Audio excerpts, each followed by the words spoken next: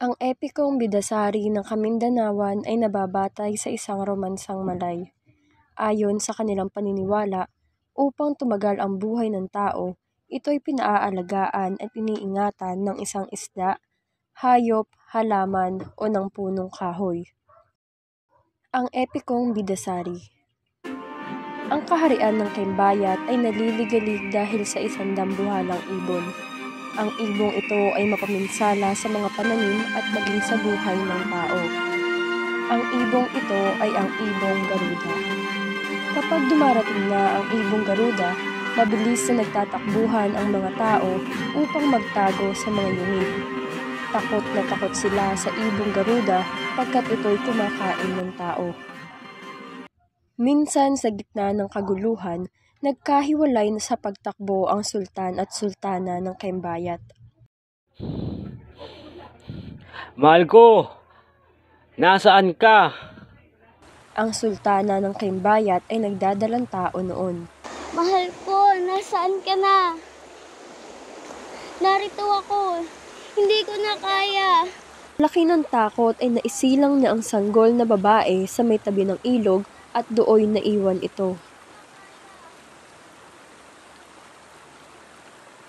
May nakapulot naman sa sanggol. Siya ay si Diyuhara, isang mangangalakal mula sa ibang kaharian.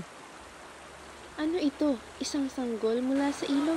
Anong klaseng mga magulang ang mag-iiwan ng sanggol dito? Pagkapulot sa sanggol ay kaagad naman niya itong inuuwi sa kanyang bahay at itinuring na sariling anak. Mula ngayon, ikaw ay magiging aking anak. Tatawagin kitang Bidasari. Ikaw ang magiging liwanag ng aming tahanan. Habang lumalaki si Bidasari ay lalo pang lumalabas ang kanyang angking kagandahan. Maligaya si Bidasari sa piling ng kanyang nakikilalang mga magulang.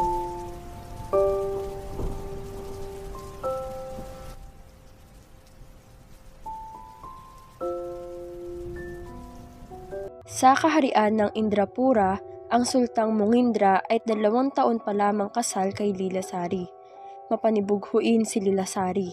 Natatakot siyang umibig pa sa ibang babae ang sultan, kaya lagi niyang itinatanong sa sultan. Aking mahal, tunay mo ba akong minamahal? Wala nang sumaral sa At kung may makita kang mas maganda na higit sa akin, hindi mo ba ako malilimutan? ikaw pinamahal mo sa lahat, mahal ko. Nag-aalala ang sultana na baka may lalo pang maganda sa kanya at ito ay makita ng sultan. Kaya't karakarang inutusan niya ang matapat niyang mga kabig na saliksikin ang kaharian upang malaman kung may babaeng higit na maganda sa sultana. Kailangan kong masiguro ito. Mga kabig, nasan kayo? Mga kabig, inutusan ko kayo. Saliksikin ninyo ang buong kaharian. Hanapin ninyo kung may babaeng higit na mas maganda kaysa sa akin. Nakita ng mga tauhan ni Lilasari si Bidasari at siya ay higit na maganda kaysa kay Lilasari. Mahal na sultana, mayroon kami nakitang isang dalagang higit na mas maganda kaysa sa iyo. Sino siya? Inanyayahan ng sultana si Bidasari sa palasyo upang di umano ay gagawing dama ng sultana. Susunod, mahal na sultana. Ngunit pagsapit doon, si Bidasari ay lihim na ikinulong ni Lilasari sa isang silid at doon pinarurusahan. Nang hindi na matiis ni Bidasari ang mga pagpaparusa sa kanya, sinabi niya kung nais ni Lilasari na tuluyan siyang mamatay ay kunin ang isdang ginto sa halamanan ng kanyang ama. Kung nais mo akong tuloy mamatay, kunin mo ang isdang ginto sa halamanan ng aking ama. Isuot mo ito sa umaga at ibalik mo sa tubig sa gabi at sa ganung paraan. Kapag araw, ito ipapupuntas ni Lilasari at sa gabi ibinabalik sa tubig. Kung patuloy niya itong gagawin, hindi maglalaon ay tuluyang mamamatay si Bidasari. Pumayag naman si Lilasari.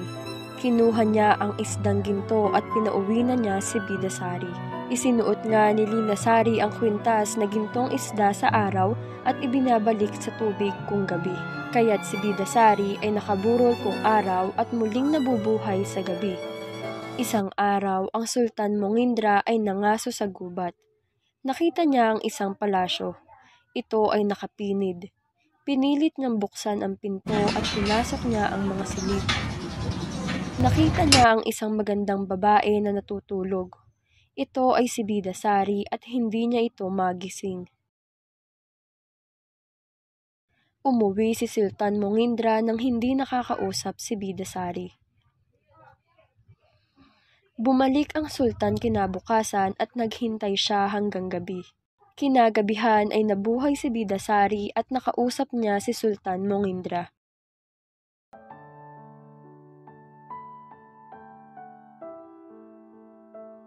Sino ka?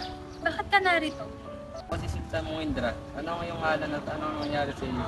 Si Tita Sari at ng lahat ng kagagawa ng iyong sultana, Nilirasari. Pinarusahan niya ako dahil sa iyo. Hindi ko pa ako alam kasi ito. Inisahan ko siya at ikaw ang aking papakasalan. Iniwan niya si Lilasari sa palasyo at agad niyang pinakasalan si Bidasari. Ngayon ay si Bidasari na ang naging reyna. Samantala, pagkaraan ng maraming taon, ang tunay na mga magulang ni Bidasari ay matahimik nang naninirahan mula sa Kembayat. Nagkaroon ng isang supling. Ito ay si Sinapati. Nang magpunta sa Kembayat ang isang anak ni Diyuhara, ay nakita niya si Sinapati. Si Sinapati ay kamukhang-kamukha ni Bidasari. Kinaibigan nito si Sinapati at ibinalita rito na kamukhang-kamukha nito ang kanyang kapatid. Alam mo ba, kamukhang-kamukha mo talaga yung kapatid kong si Bidasari. Para kayong magkapatid. Talaga? Katakataka kung gano'n. Sino ka? Bakit tayo magkamukha? Ako si Sinapati, ang anak ng sultan at sultana ng Kembayat, ang nawawala nilang anak, ang ating kapatid.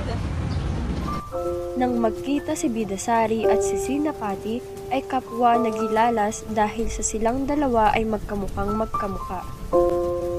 Natunton ng sultan at sultana ng Kembayat ang nawawala nilang anak na si Bidasari.